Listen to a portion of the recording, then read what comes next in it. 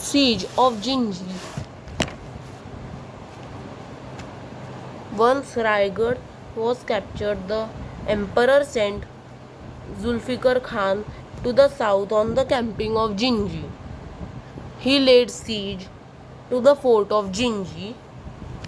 The Marathas defended the fort bravely for nearly 8 years. The Mughal forces engaged in the siege were fearlessly attacked from outside by Santaji and Dhanaji. Rajaram Maharaj escaped through the siege and returned to Maharashtra. Later, Zulfikar Khan captured the fort of Jinji. The return of Rajaram Maharaj to Maharashtra gave a boost to the Maratha activity. The Marathas attacked the Mughal territories of Khandesh, Varhad and Baglan. Rajaram Maharaj inspired hundreds of brave Maratha warriors like Santaji and Dhanaji with his understanding in nature and statesmanship. He motivated them to protect the Swaraj and thus performed a very valuable task. But even as all this was taking place, Rajaram Maharaj died on 2nd March 1700 on Sinhagad after a short period of illness. Rajaram Maharaj was thoughtful and kind-hearted. He brought together all the capable people in the Maratha Empire. He united them and created a new enthusiasm amongst them. After the death of Sambhaji Maharaj, he fought against Aurangzeb for 11 years with great courage and tenacity. Rajaram Maharaj's great achievement is that he protected Swaraj in those extremely difficult times. While describing Rajaram Maharaj, noted historian Riya Satkar G.S. Sardesai has used the adjective sthir buddhi, level-headed. He cannot be described in better words than these. Maharani Tarabai. After the death of Chhatrapati Rajaram Maharaj, Aurangzeb thought that he had won a war against the Marathas. But it was not so. Aurangzeb was winning battle after battle, but he could not win the war.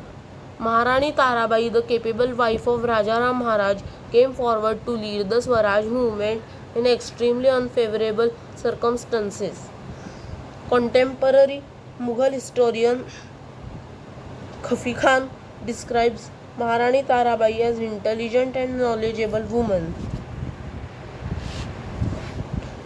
Her management of the army and administration had won renown even during the rule of her husband. After the death of Chhatrapati Rajaram Maharaj, Maharani Tarabai continued the Swaraj struggle bravely with the help of her Sardars. Aurangzeb captured Satara and Panhala from the Maratha territory. But at the same time, the Marathas dashed up to the Mughal areas of Madhya Pradesh and Gujarat. Tarabai expanded the war areas further. Sardars like Krishnaji Sawant, Khanderao Dhabade, Dhanaji Jadhav and Nemaji Shinde opened battles against Mughals on various fronts outside Maharashtra. This was a sign of change in the outcome of the war.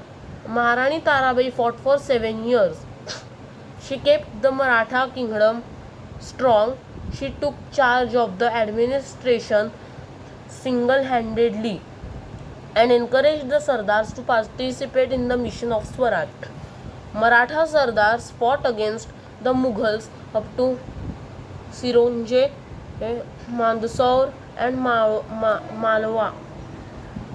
Khafi Khan has recorded that Rajaram's wife Tarabai achieved great things and displayed the qualities of leadership of the army and management of campings.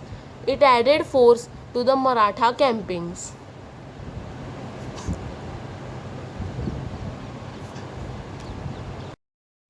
Thus, Maharani Tarabai kept up the legacy of valor inherited from Chhatrapati Shivaji Maharaj.